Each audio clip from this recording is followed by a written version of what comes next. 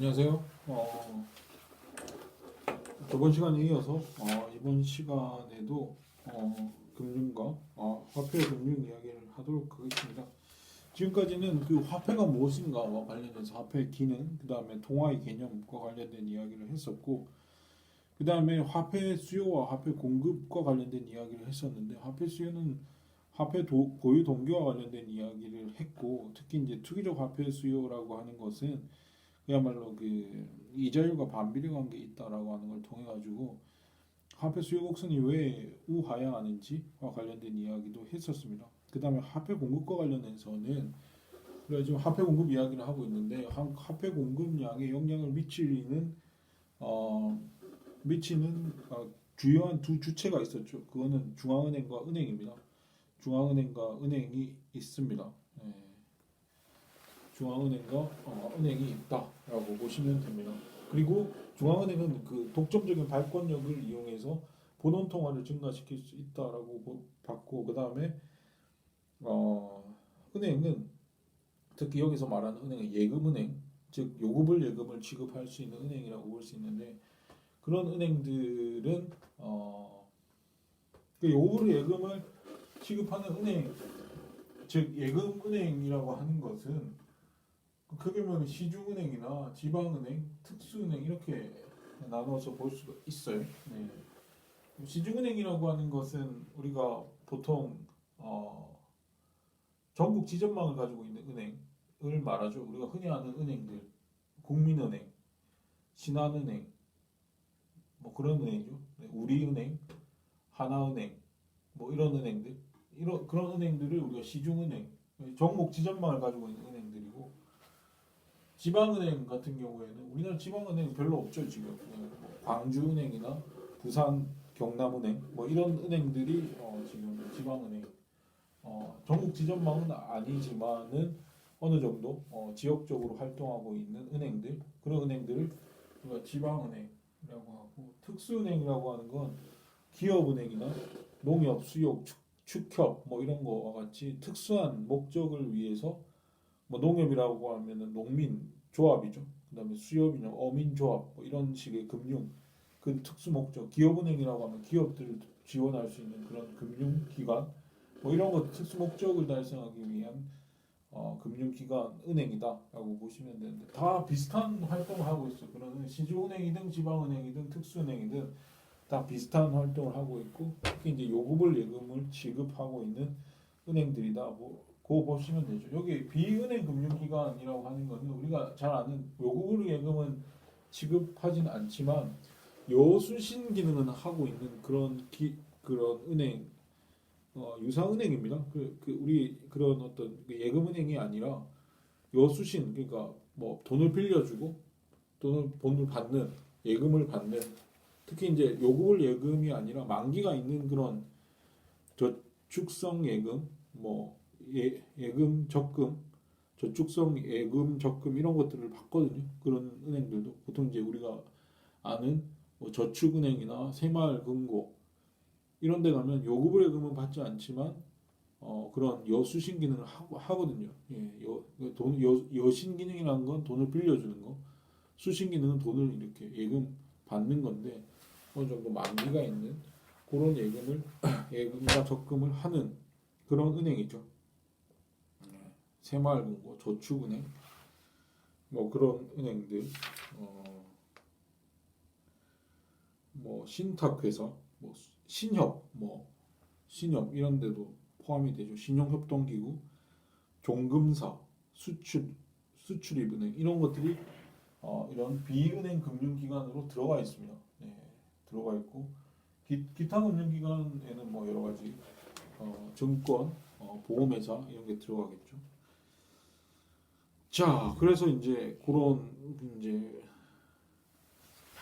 은행들이 바로 신용창조, 요 예금은행들이 바로 신용을 창조하는 은행들이다라고 보시면 됩니다. 네, 신용 창조하는 기능을 하는 그런 은행들이다라고 보시면 되죠. 네. 그리고 이제 간접적으로 민간이 예금을 하느냐 현금을 보유하느냐에 따라서 또 신용 창조에 영향을 미쳐가지고 화폐 공급에 영향을 미칠 수 있다라고 하는 이야기를 했고, 그 다음에 정부가 공채를 발행하는 경우인데, 공채를 발행하는 경우에는 약간 그러니까 화폐 공급에 영향을 미칠 수 있는 어떤 그 영향력 자체가 누가 매입 주체가 누구냐에 따라서 결정이 나거든요. 근데 사실은 우리가 정부가 돈을 빌린다고 했을 때, 정부가 돈을 빌린다고 했을 때 거의 대부분은 중앙은행 차입이에요. 네, 중앙은행 차입입니다. 이 공채 발행을 통해서 정부가 돈을 마련을 하는 거는 뭐 국공채를 발행해서 하긴 하지만 그때 매입 주체도 거의 중앙은행이 매입을 하죠. 네, 다른 뭐 민간이나 은행이 뭐 일부 할 수도 있지만 거의 이루어지지 않고 거의 대부분의 자금은 손쉽게 중앙은행으로부터 차입하는 돈이 훨씬 더 대부분은 중앙은행 매입이나 중앙은행 공채 매입이나 중앙은행 차입을 통해 가지고 정부가 돈을 메꾼다라고 하는 것입니다. 근데 경우의 수가 있으니까 뭐 은행이나 민간이 그 경우에 따라서 매입을 할 수 있으니까 그 경우를 이제 생각을 해보면 중앙은행 만약에 이제 정부가 1,000원의 돈을 그냥 빌려간다라고 하면 중앙은행 차입이나 중앙은행의 공채 매입을 한다고 한다면 그 두 개 똑같죠. 사실은 똑같습니다. 똑같은데 만약에 1,000원을 빌려서 1,000원을 풀면 되죠. 네, 1,000원을 빌려서 1,000원을 중앙은행이 풀면 될 겁니다. 근데 만약에 은행이 한테 빌리게 되면 은행이 정부한테 1,000원이라는 돈을 이제 주는 거 아닙니까? 공채를 매입했다는 건 정부한테 돈을 줄 수도 있지만 이거를 1,000원을 대출을 해줄 수도 있다고요. 네, 대출로서 1,000원이 나갈 수도 있어요. 그럼 대출로서 1,000원이 주어지게 되면 이 1,000원을 가지고 계속 신용 창조가 일어날 수 있죠. 그래서 화폐 공급량이 늘어났을 텐데 이 과정을 통해서 이게 상쇄되는 거예요. 이게 상쇄돼 버리면서 정부가 그러니까 1,000원에 대한 화폐 공급, 신용 창조에 의한 화폐 공급, 신용 창조에 의한 화폐 공급이 상쇄가 되는 겁니다. 그래서 이 효과가 1,000원을 빌려서 정부가 돈을 뭔가 그 푸는 효과가 줄어들게 되는 거죠. 민간은 어떨까요? 네, 민간도 이걸 만약에 신용 창조, 네, 이게 은행인 경우에 지우지 말고 만약 민간이라면 민간이라고 한다면은 민간이 정부한테 돈을 빌려줄 수 있죠. 1,000원. 정부에게 1,000원을 빌려줄 수 있을 겁니다. 근데 만약 이 1,000원을 은행에 꽂아뒀더라면 예금을 했더라면 은행 예금을 했더라면 어땠을까요? 은행에 줄 수 있겠죠. 네, 은행에 예금을 할 수 있을 겁니다. 은행에다가 줘버리면 은행이 1,000원을 넣어놨다라고 하면 은행은 이 돈 중에 일부는 지급준비금으로 일부는 놔뒀겠죠. 만약에 법정 지급준비금이 10%였다 그러면 100원은 남겨두고 900원을 가지고 대출을 해줬겠죠. 900원을 대출을 해줄 겁니다. 이걸 대출해 줄 겁니다. 그러면 900원에 대한 또 신용창조가 일어났겠죠. 900원에 대한 신용창조가 일어났을 것이기 때문에 결국 이것도 이 신용창조 기능이 상쇄되는 겁니다. 정부가 1,000원을 빌려서 시중에 풀었다고 하더라도 그 1,000원이라고 하는 것이 오롯이 증가하는 게 아니라 이 신용창조 과정을 저해시켰기 때문에 그만큼 상쇄되는 거예요. 그러니까 은행이 돈을 빌려줬을 경우에는 1,000원에 대한 신용창조량이 상쇄된 거고 민간이 돈을 빌려줬을 경우에는 900원에 대해서 1,000원에 대한 신용 창조가 아니라 900원에 대한 신용 창조가 일어났기 때문에 요게 상쇄되는 부분이 어디가 크냐 하면 은행이 정부한테 돈을 빌려줬을 때가 1,000원에 대한 상쇄 효과가 크다라고 볼 수 있는 것이죠. 네. 상쇄가 됩니다. 신용창조액이 상쇄가 되는 효과를 가지고 있다. 그래서 결국에는 누구한테 누가 돈을 빌려주느냐에 따라서 그 중앙은행 그 통화 그 정부에 의한 화폐 공급액이 달라지겠죠. 네, 달라질 수 있다라고 보시면 되는데 통화 공급액을 정부 차입에 의해서 통화 공급액을 늘린다고 했을 경우에는 중앙은행에 의해서 정부가 돈을 빌리는 것이 제일 효과가 크고 통화 공급에 있어서 효과가 크고 그 다음에 민간이 빌려줬을 때가 그 다음이고 은행이 빌려줬을 때가 그 다음이다. 네, 통화 공급에 대한 효과는 그렇게 된다라고 보시면 되죠. 그리고 은행이 아까 이야기 안 했었는데 은행의 신용창조 기능이라고 하는 것이 이 신용창조 기능을 강조하는 측에서는 이 신용창조를 강조하면서 하는 말이 뭐냐면 한국은행의 금융정책 무력성 명제라고 하는 겁니다. 한국은행, 관영 중앙은행이라고 하는 것이 금융정책에 있어서 아주 금융정책 즉 통화정책이죠. 통화정책에 있어서 과연 주도권을 가지고 있는 것이냐라고 하는 문제죠.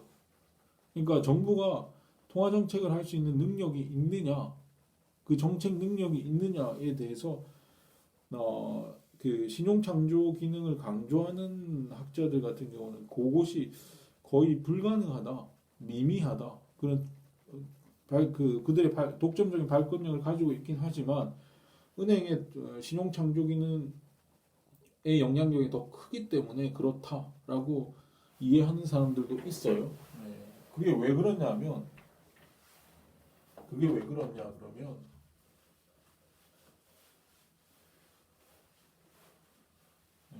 그게 왜 그러냐? 예컨대 중앙은행이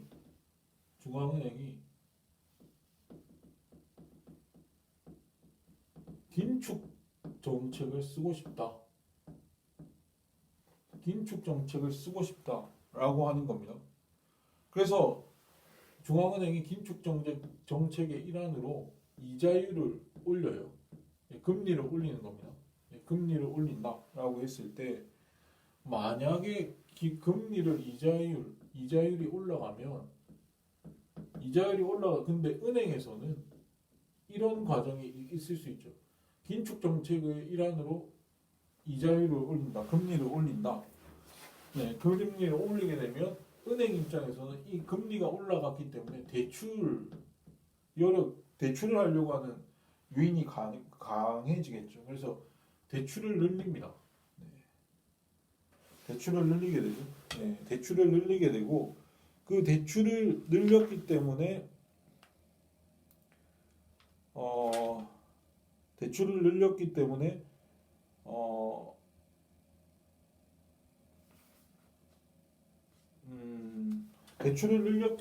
그러니까 이자율을 늘리게 되고 대출을 늘리게 되면 이게 이제 신용창조 기능을 발휘하잖아요. 신용창조 기능을 발휘해서 통화 공급량이 신용창조 기능이 발휘돼서 결국 통화 공급량이 늘어납니다. 통화량이 늘어나요. 그러면 긴축을 한다라고 하는 것은 결국 시중의 통화량을 이걸 이자율을 통해 가지고 통화량을 줄이려고 하는 건데 시중의 통화량 그러면 근데 은행 입장에서는 이자율이 올라감으로 인해서 대출을 하려고 하는 유인이 커지게 되고 그것이 대출을 통해 가지고 신용 창조 과정을 거쳐서 통화량이 더 늘어날 수 있다 이겁니다. 그러면은 정부가 하려고 하는 의도대로 되지 않는다는 거죠. 네, 긴축이 되지 않을 수 있다. 긴축 정책이라고 하는 게 무력해질 수 있다라고 하는 겁니다. 긴축 정책 말고도 그 확장 정책, 중앙은행의 확장 정책, 통화 확장 정책이라고 하는 것도 사실은 마찬가지 논리에 의해서 무력화될 수 있는 겁니다. 이것이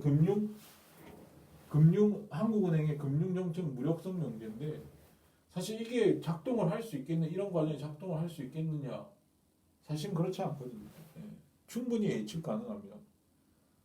예, 중앙은행은 물론 100% 예측하기는 힘들지만 신용창조 기능을 예측 가능하거든요. 왜냐하면 신용창조라고 하는 것은 R분의 1, 그러니까 법정 지급 준비율 분의 1만큼 거의 대부분 1만큼 신용창조가 일어나게 됩니다. 그러니까 이자율이 올랐을 때 그 은행이 대출을 늘리려고 한다고 해서 이 대출을 늘릴 수 있느냐? 그렇지 않거든요. 그런 대출을 늘리려면 어느 정도 은행이 초과 지급 준비금, 그러니까 정부가 법적으로 지불 준비금을 쌓아두라고 하는 양보다 조금 더 많이 쌓아둬야 되는데, 그러니까 만약에 요구불 예금에 대해서 7% 정도 은행이 가지고 있어라, 라고 했을 때 이 7%만 7%그 이상으로 은행이 한 10% 가지고 있다. 그러면은 3%만큼의 여력이 있잖아요. 이자율이 올랐을 때 3%를 당장에 이자율이 올렸기 때문에 이걸 다시 대출로서 가져갈 수 있잖아요. 그렇기 때문에 은행의 어떤 이자율의 어떤 변동에 의해서 뭔가 자기들이 재량권을 발휘할 어떤 운신의 기회가 더 커지는 거 아닙니까? 이렇게 지불 준비율을 많이 정부가 마련하는 것보다 훨씬 더 평소에 많이 가지고 있었으면 이자율에 대해서 탄력적으로 반응을 할 겁니다. 이자율에 대해서 대출량을 이자율의 증감에 대해서 탄력적으로 반응할 수 있겠죠. 근데 사실 은행들이 7% 요구불 예금에 대해서 7% 정도는 지불 준비금을 가지고 있어라고 하면은 거의 대부분 7%보다 훨씬 더 많이 가지고 있지 않고 거의 간당간당하게 가지고 있거든요. 7점 몇 퍼센트 정도 가지고 있습니다. 약간 오버해서 법적인 것보다 약간 오버해서 가지고 있거든요. 왜냐하면 대출을 많이 해주면 해줄수록 은행한테는 그게 돈벌이 수단이 되기 때문에 그렇게 할 요인이 많죠. 자기들이 괜히 뭐 법정 지급 준비율보다 훨씬 더 많이 지급 준비금을 가지고 있을 이유가 없거든요. 그래서 조금 법정 지급 준비율을 어기면 안 되니까 그것보다 조금 더 많이 가지고 있습니다. 그리고 은행들끼리 돈거래를 많이 하기 때문에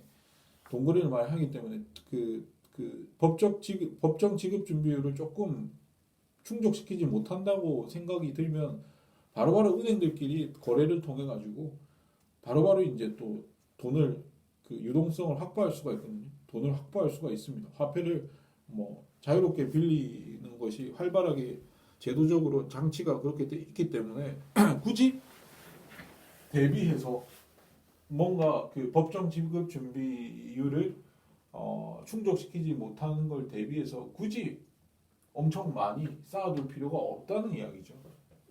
그래서 이자율의 변동에 따라서 대출량을 그렇게 많이 조정하기는 힘듭니다. 네, 힘듭니다. 그렇기 때문에 이렇게 한국은행 또는 중앙은행의 금융정책 무력성을 가지고 올 정도로 이런 과정이 잘 나타나지는 않는다라고 보시면 되죠. 네. 그러면 그렇게 보시면 된다라고. 그리고 이제 뭐 여러 가지 이야기를 통해 가지고 화폐 공급이 어떻게 이루어지게 되는가를 여러분들이 아셨을 거고요. 그다음에 한국의 금융기관은 뭐 이런 식으로 나눈다라고 보시면 됩니다. 그래서 그 금융기관이라고 하는 것은 예금 지급 기관과 기타 금융기관으로 나눈다라고 보시면 되고, 예금 지급 기관 뭐 기타 금융기관이라고 하는 거는 뭐 증권회사나 또는 보험회사 같은 그런 데가 이제 기타 금융기관이라고 뭐 많습니다. 뭐 증권뿐만 아니라 여러 뭐 우리 책에도 여러 표가 나와 있는데 우리 책에도 이제 표가 나와 있죠. 네. 기타 금융기관에는 보험회사,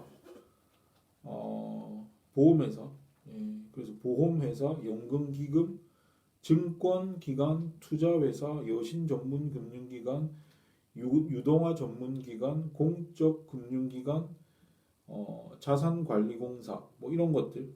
그래서 뭐 여러 이제 그 회사들이 있습니다. 네, 있다라고 보시면 되고, 예금 지급 기관은 한국은행이 있죠. 네, 한국은행이 있고, 이거 한국은행은 뭐 우리 민간 우리들의 어떤 그 예금 그런 건 취급하지 않습니다. 네, 취급하지 않고 정부와 은행과만 거래를 합니다.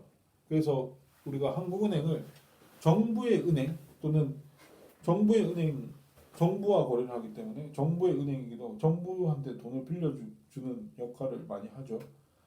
또는 은행의 은행이라고 합니다. 은행에 있어서 은행과 거래를 합니다. 네, 그래서 은행의 은행 민간하고는 거래하지 않는 게 한국은행이다라고 보시면 되고 한국은행 여러 가지 은행과 관련해서 기능을 하고 있죠. 은행의 최종 대부자 기능도 하고 은행을 감시하는 기능도 하고 그렇습니다. 그 외에 기타 예금 지급 기관이 있는데 아까 이야기했던 예금은행하고 비은행 금융기관이라고 하는데 예금은행은 이걸 통해 가지고 얘네들이 이제 신용 창조라고 하는 걸 한다라고 이야기를 했었죠. 신용 창조 기능을 하는 은행이 예금은행이다라고 보시면 되고 그래서 아까 시중은행, 지방은행, 특수은행 이렇게 나눌 수 있다. 비은행 금융기관은 아까 이야기를 했었는데 예금은행 이외에도 여러 가지 뭐 우리가 잘 아는 상호저축은행, 저축은행이라고 보통 이야기하죠. 또는 신협, 우체국, 그 다음에 뭐 종금사 뭐 이런 데 있잖아요. 네. 이런 데가 바로 비은행 금융기관이다. 라고 그리고 이들도 사실 여수신 기능을 하거든요. 여수신 기능을 한다. 여수신 기능을 한다라고 보시면 됩니다. 네. 이들은 신용 창조를 하느냐? 이들은 직접 신용 창조를 하지 않아요. 네, 신용 창조를 하지 않지만 간접적으로 이들도 이 돈을 받아서 예금은행에다가 집어넣습니다. 네, 얘네들도 그들 나름대로 돈을 받아서 예금은행이랑 거래를 하거든요. 그래서 간접적으로는 예금은행에 영향을 미쳐서 신용창조에 어느 정도 일조를 하긴 하지만 직접적으로 이들이 그 신용창조 행위를 하지는 않는다라고 보시면 됩니다. 그래서 이들이 비은행 금융기관들은 이들이 여수신 기능을 하기 때문에 만약에 뭐 수신 기능을 한다, 이 대출을 해준다. 이들이 누구한테 대출을 해주잖아요. 누군가한테 대출을 해주잖아요. 그럼 이 대출한 부분이 결국 누구한테 가겠어요? 대출한 사람이 이걸 어디에 꽂아 놓겠어요? 예금은행에 가겠죠. 예금은행에 자기 계좌에 넣어둘 거 아닙니까? 언제든지 뽑아 쓸 수 있는 예금은행의 요금을 예금 계좌에 집어넣어 놓을 거 아닙니까? 그러니까 이들이 수신 기능을 하면 대출을 해주면 이 비은행 금융기관들이 돈을 빌려주면 이 빌려준 돈이 결국 또 예금은행으로 예금을 지급하는 예금은행으로 들어갈 것이기 때문에 이게 다시 이제 예금은행에 의해서 신용 창조 과정을 겪게 되죠. 그래서 이들도 비은행 금융기관들도 남의 돈을 받아서 수신이죠. 네, 잘못 이야기했는데 여수신 기능인데 돈을 받아서 수신해서 여신을 한다. 여신하는 게 이 대출이거든요. 네, 돈을 빌려주는 게 여신 기능인데 여신 기능을 통해 가지고 이들도 수신 기능을 하거든요. 그 요금을 예금을 받을 수는 없지만 만기가 있는 1년 이상의 만기가 있는 저축은행에 여러분들이 가면 저축은행에 예금을 할 수 있거든요. 요구불 예금을 지급하진 않지만 1년 이상의 예금, 적금과 정기 예금, 정기 적금 이런 걸 받거든요. 그 돈을 수신을 해서 돈을 받아서 여신을 한단 말이에요. 즉 그 돈을 대출을 해줘요. 그 돈을 대출을 해줍니다. 그 대출한 돈이 예금은행으로 들어가면 그게 간접적으로 신용창조 기능으로서 돌아가게 되는 거죠. 그래서 이들은 직접적으로 신용창조 기능을 하진 않지만 간접적으로는 신용창조 기능에 참여를 한다 라고 보시면 됩니다. 간접적으로 영향을 미친다 라고 보시면 됩니다. 네, 그렇게 이제 그런 과정을 거치는 걸로 보시면 되고, 그래서 신용창조에 간접적 영향을 미친다. 간접적으로 영향을 미친다. 직접 하지는 않는다라고 하는 것이죠. 간접적 영향을 미친다라고 보시면 돼요. 자, 이게 이제 지금까지 했던 그 여러 가지 이야기고, 그 여러 가지 그 화폐 수요와 화폐 공급과 관련된 이야기, 특히 이제 화폐 공급과 관련돼서는 신용 창조와 관련된 이야기를 많이 했다라고 보시면 됩니다. 보시면 되고,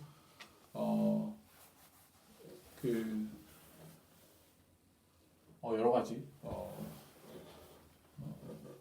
이야기를 할 수 있다라고 보시면 됩니다.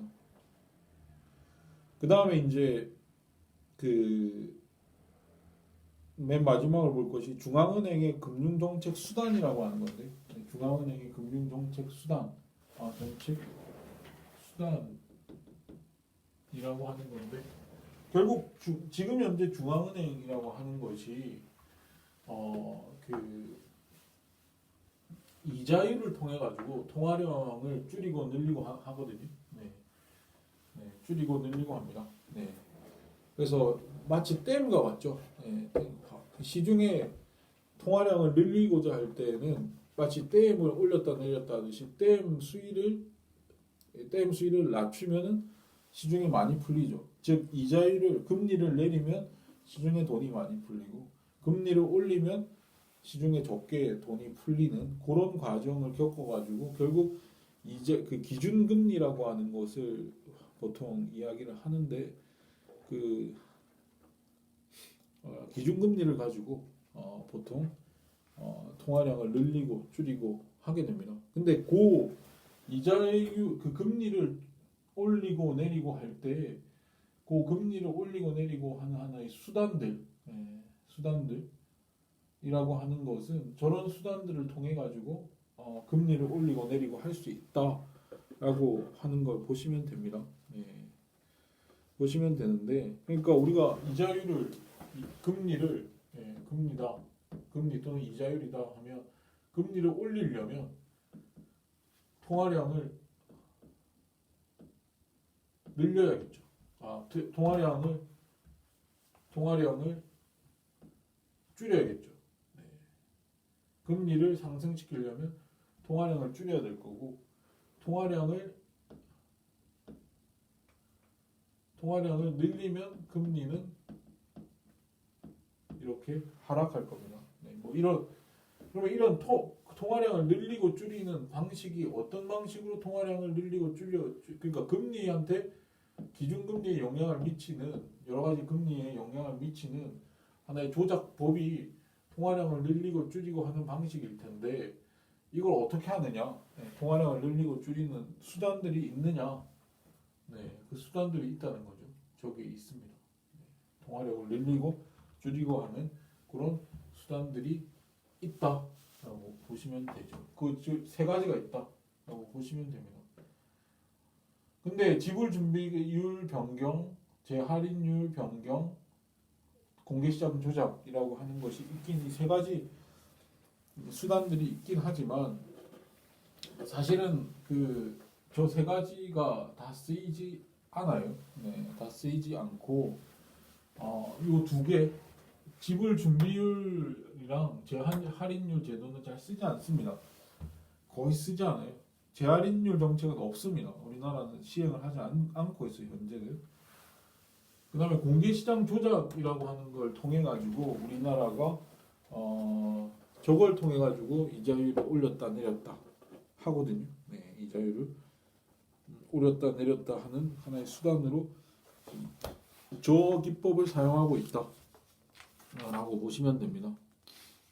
네, 보시면 된다라고 하는 거고, 우리나라는 재할인율 정책은 쓰지 않습니다. 네, 재할인 정책은 쓰지 않는다라고 보시면 되고, 그 공개시장 조작 또는 물론 지불 준비율 변경 저것도 사실은 거의 쓰지 않아요. 네, 거의 쓰지 않는다라고 보시면 됩니다.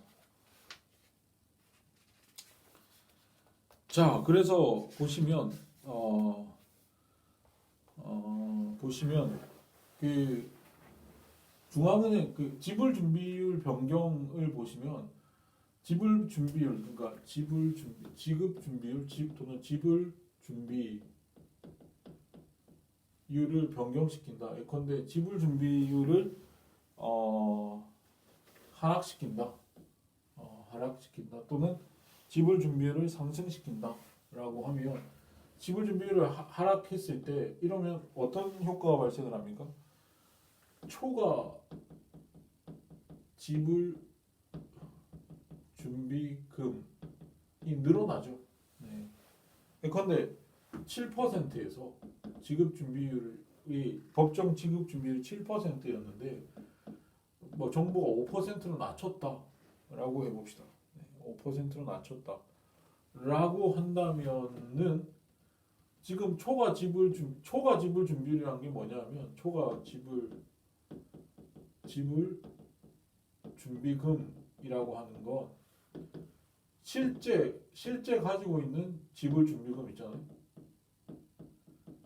은행이 실제로 가지고 있는 지불 준비금 빼기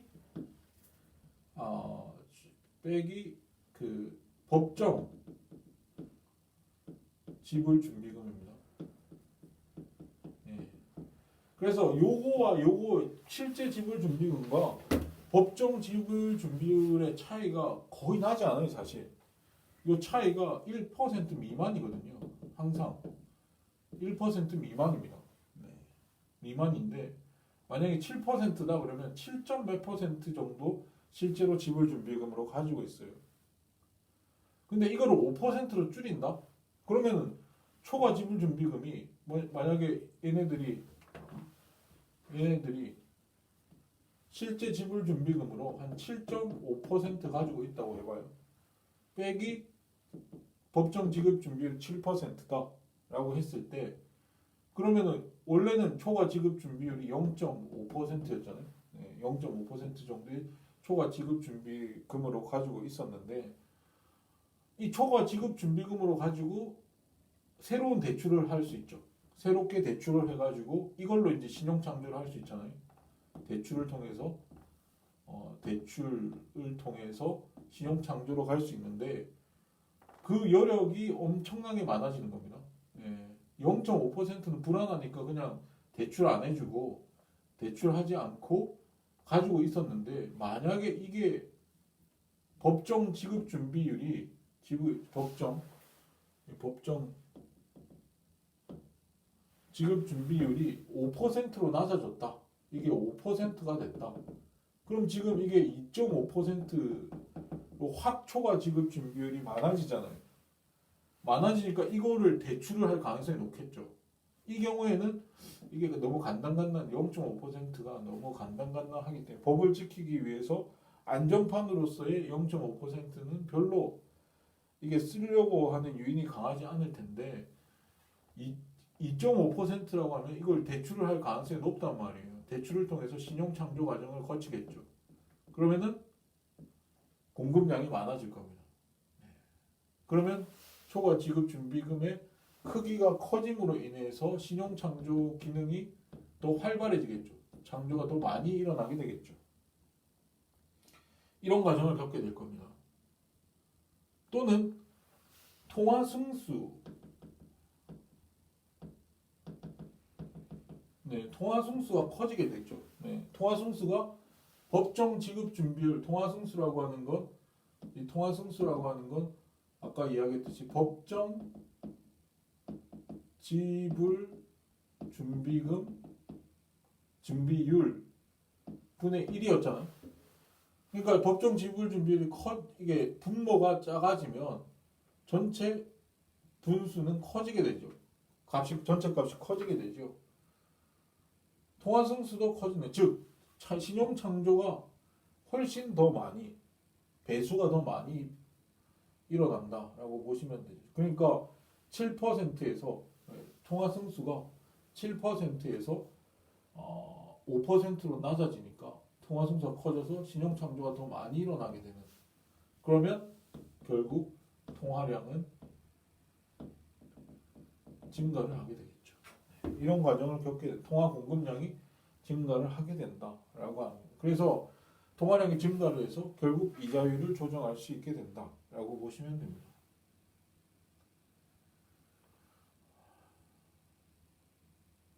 그래서 이렇게 해서 우리가 그 통화 정책을 쓸 수 있는데 사실 요거는 사실 크게 쓰지 않습니다. 정부가 이런 수단을 잘 쓰지 않아요. 왜냐하면 이 지불 준비율을 변경을 시킨다는 것은 특히 자주 변경시킨다는 건 상당히 은행들 입장에서는 상당히 큰 부담입니다.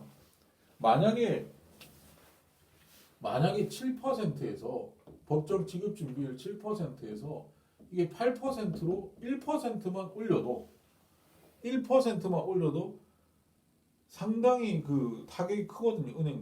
은행들은 한 7.5% 정도만 실제 지불 준비금을 가지고 있었는데 8%를 맞춰라 그러면 돈을 마구 회수해야 될 거예요. 네, 대출해줬던 돈을 막 회수해 확보 0.5%를 늘리기 위해서 엄청난 0.5%라고 하는 게 큰 수치가 아닌 것 같지만 실제로 전체 예금 중에서 0.5%라고 하는 건 은행이 가지고 있는 취급하는 돈이 워낙 크기 때문에 전체 돈에서 0.5%를 추가적으로 확보한다는 것이 그렇게 쉬운 일은 아닙니다. 그리고 그렇게 은행이 돈을 회수하는 과정에서 상당히 경제에 또는 화폐 시장에 굉장히 큰 충격을 줄 수가 있거든요. 그렇기 때문에 이런 제도는 잘 쓰지 않습니다. 네. 쓰지 않고 우리나라도 2008년에 그 미국발 금융위기가 있었잖아요. 서프라임 모기지 사태 이후에 발생한 리만 브러더스가 무너지고 하는 그런 상황을 겪으면서 우리가 이때 아마 이게 올립니다. 예.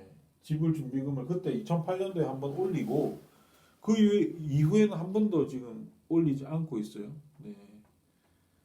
않고 있다라고 보시면 됩니다. 그래서 우리 책에도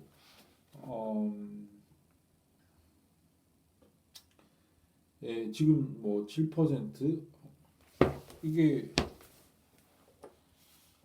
지불 준비율은 2008년도에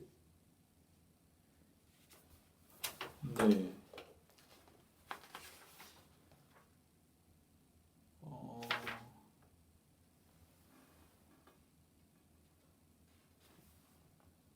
잘 2008년도에도 변경을 시키지 않았나? 하여튼 잘 변경을 시키지 않습니다. 네. 거의 변경을 시키지 않고 있다라고 보시면 돼요. 우리 책에도 그 지급 준비율 제도가 80년대 78년 이후 27%를 유지하다가 1980년대 4% 유지하고 있었고 1990년대 10%로 높아졌다가 현재 7% 선을 유지하고 있다. 이렇게 돼 있거든요.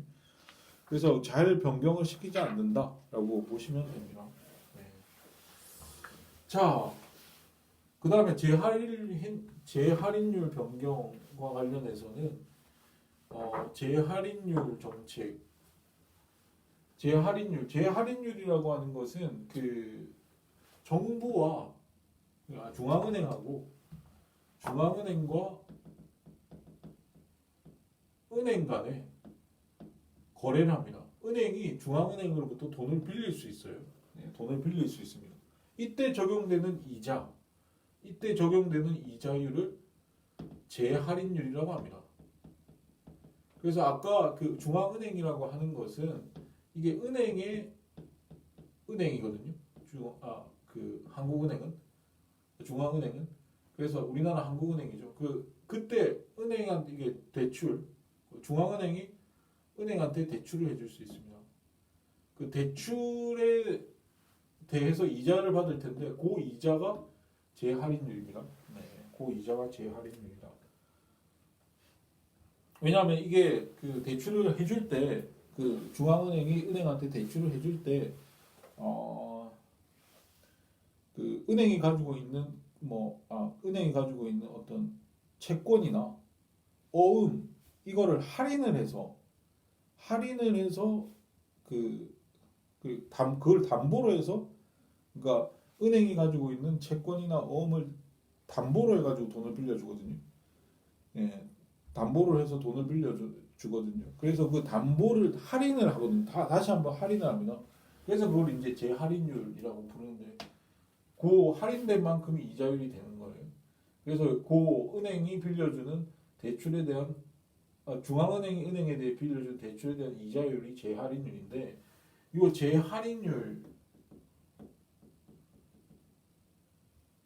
재할인율이 높아지면 재할인율이라고 하는 것이 높아지면 이게 그 은행 입장에서는 하나의 비용이잖아요. 비용이 높아졌기 때문에 대출 이자율도 상승합니다. 요 비용을 보존해주기 위해서 대출 이자율 이거는 수익이죠. 그 은행 입장에서는 수익, 그러니까 비용을 높인 만큼 수익을 높여줍니다. 그러면은 대출 이자율이 높아지게 되면은 그러면은 그 대출이 은행 대출이 활발해지지 않겠죠. 줄어들 겁니다. 대출이 줄어들게 되고 그러면은 통화량이 줄어들게 되는 신용 창조가 덜 되죠. 그러면서 통화량이 줄어드는 그런 결과를 가지고 오게 된다라고 하는 것이고 우리나라에서는 이 제도를 실시하고 있지 않습니다. 재할인율 제도라고 하는 것을 실시하고 있지 않다라고 보시면 됩니다. 왜 실시하지 않느냐 하면 사실은 중앙은행이라고 하는 것이 이 은행이라고 하는 것은 신용을 먹고 사는 기관인데 중앙은행한테 돈을 빌렸다 그러면 은행의 평판이 좋아지지 않습니다. 사실 은행들은 아까도 이야기했듯이 은행 간에 여러 가지 이제 콜 시장이라고 해가지고 하루 만에 돈을 빌려주고 갚는 그런 시장 은행들끼리 하는 시장이 있어요. 콜 시장이라고 해서 은행들 간에 활발하게 네트워크가 형성이 돼 있어서 은행들끼리 엄청나게 돈을 주고받고 합니다. 주고받고 하면서 그들 나름대로 은행들끼리 유동성을 충분히 확보를 하고 있습니다. 돈을 확보하고 있는데 만약에 은행이 중앙은행에 가서까지 돈을 빌렸다라고 한다면 그 은행에 대한 평판은 굉장히 안 좋아져요. 그래서 그 평판 때문에 신뢰도가 떨어지고 그러면은 은행이 파산할 수도 있습니다. 인출 요구가 심해지게 되고 예금에 대한 뱅크런이라고 그러죠. 뱅크런이 우연찮게 발생하게 되면은 그게 문제가 됩니다.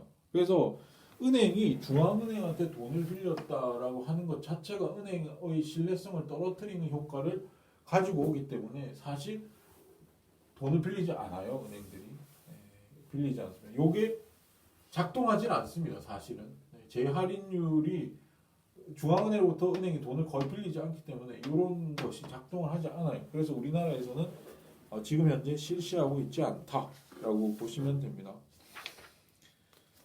자, 그 다음에 그 공개시장 조작이라고 하는 게 있는데, 저 공개시장 조작이라고 하는 것은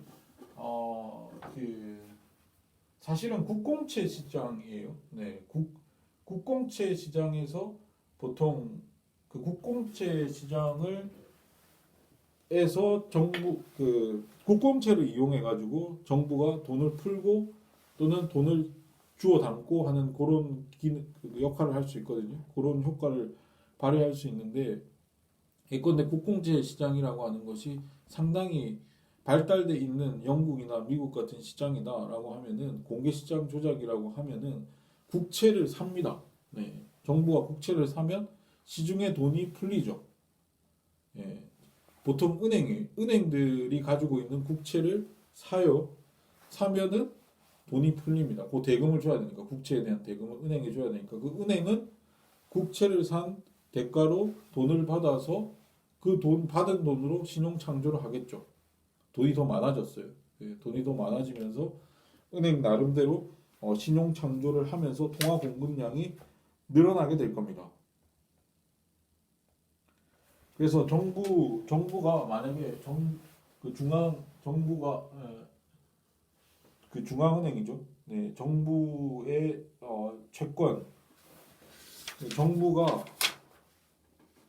정부가 채권을 매입한다라고 했을 때 국채를 정부가 국채를 매입하거나 국채를 매각한다 라고 했을 때 국채를 그러니까 이건 중앙은행이죠. 네, 중앙은행 정부나 중앙은행이나 의지가 같은데 이 경우에 있어서는 국채를 매입한다고 했을 때에는 매입을 하면 통화량이 늘어나겠죠. 네, 통화량이 늘어나게 될 겁니다. 그래서 은행의 지급 준비금, 지불 준비금이죠. 지불 준비금이 많아지죠. 네, 많아지면 신용 창조가 일어나게 되고 그러면 이게 어떻게 되죠? 지금 신용 창조 일어나게 되고 통화량이 많아질 겁니다. 매각을 하게 되면은 국채를 매각을 하게 되면은 국채를 파는 거죠. 국채를 팔면은 거기에 대한 대가를 받아야 되니까 은행으로부터의 지불 준비금이 줄어들죠. 그러면 통화량은 감소한다.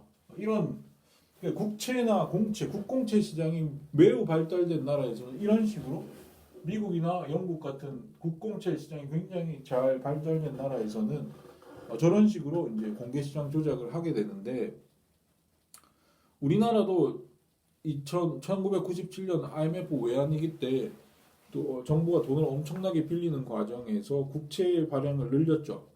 그러면서 그 이후에 국공채 시장이 어느 정도 발달을 하게 됐는데 사실 미국이나 영국만큼 발달하지 못한 실정이거든요. 그래서 이런 국공채를 가지고 우리나라에서는 공개시장 조작을 잘 하지 않습니다. 하지 않고 보통 그 통화안정증권 아까 이제 그 특수채라고 하는 게 있었잖아요. 네, 특수채 중에 중앙은행, 우리나라 한국은행이 발행하는 통화안정 이거는 장기적으로는 통화안정증권을 발행해가지고 통화량을 늘리고 단기적으로는 RP 환매 조건부 채권이죠. 환매 조건부 채권 7일물인데 7일물짜리 단기적으로 그러니까 환매를 조건으로 해서 통화량을 늘렸다 줄였다는 거예요. 그러니까 RP를 이렇게 사들이잖아요. 네, RP 채권이라고 환매 조건부 채권이라고 하는 걸 뭐 그 채권이라고 하는 것이 환매 조건부 채권에 따로 있는 게 아니라 따로 약정을 하는 겁니다. 어떤 증권에 대해서 그 정부가 이렇게 약정을 하는 겁니다. 약정을 해서 내가 이런 증권들을 사들일 때 이미 그러니까 매입을 한다는 거죠.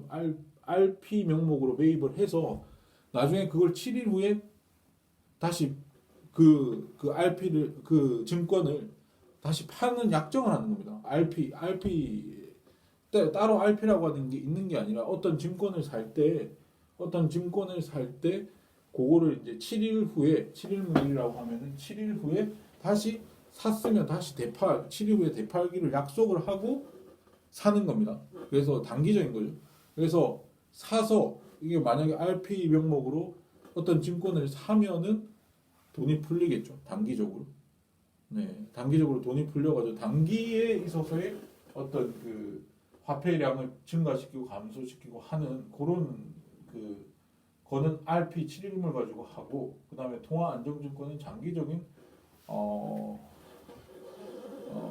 화폐 공급량을 늘리기 위해서 하는 조작이다라고 보시면 되고 그걸 통해 가지고 이제 공개시장 조작을 하게 된다라고 보시면 됩니다. 네, 공개시장 조작. 그래서 이런 것들을 통해 이런 화폐 우리나라는 이런 것 하지 않고 이런 지급 준비율을 변경시킨다든지 재활용률 이런 걸 잘 하지 않고 공개시장 조작을 하게 되는데 공개시장 조작을 통해서 중앙은행이 금융정책을 쓰게 되는데 이 보통 공개시장 조작을 미국이나 영국 같이 국공채 시장이 굉장히 활발하게 진행되는 나라가 아니기 때문에 우리나라에서는 이런 RP나 또는 통화안정증권을 통해 가지고 이 공개시장 조작 정책을 쓰게 된다라고 보시면 됩니다. 자, 이렇게 해서 이번 주 화폐와 금융과 관련된 이야기를 마쳤습니다. 네, 수고하셨어요.